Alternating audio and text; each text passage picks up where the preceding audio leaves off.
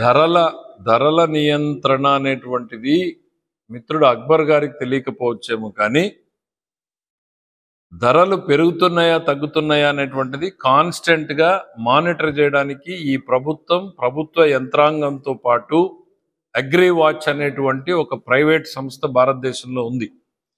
Country wide agriculture produce మీద one of the proven organisation.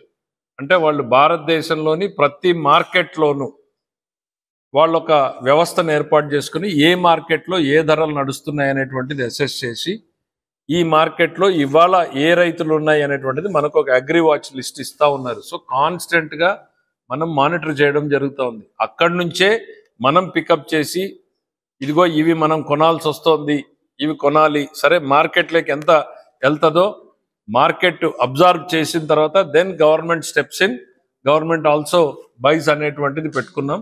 Agri వాచ్తో పాటు ఒక 3 మంత్రుల కమిటీ కూడా దాని మీద కాన్స్టెంట్ వాచ్ ఉంది. ఎవ్రీ 10 days 15 days అప్డేట్స్, నిత్యావసర వస్తువుల ధరలు ఎస్పెషలీ దేశం మొత్తం కంపారిజన్ ఉంటుంది, మరి ప్రాంతీయంగా మన పక్క రాష్ట్రాలతో కూడా కంపారిజన్ ఉంటుంది.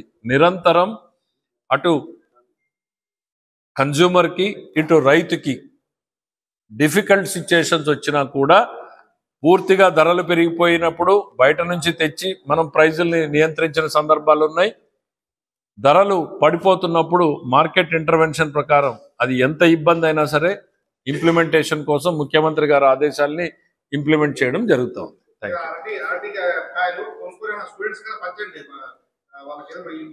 దీని మీద డిస్కషన్, మీరు చెప్పిన సలహా మీద డిస్కషన్ జరిగింది. But transportation, shelf life issues వస్తున్నాయి. లోకలైజ్డ్గా లాంగ్ టర్మ్లో చేయలేము అనేటువంటిది. ఇప్పుడు అరటి కాన్సన్ట్రేటెడ్గా పెరుగుతుంది, ఎంటైర్ అక్రాస్ ది స్టేట్ వెళ్ళడానికి లాజిస్టిక్స్ ఇష్యూ వచ్చినాయి అనేటువంటిది కూడా చెప్పారు. ఈ గవర్నమెంట్ దాన్ని కూడా కన్సిడర్ చేయడం జరిగింది.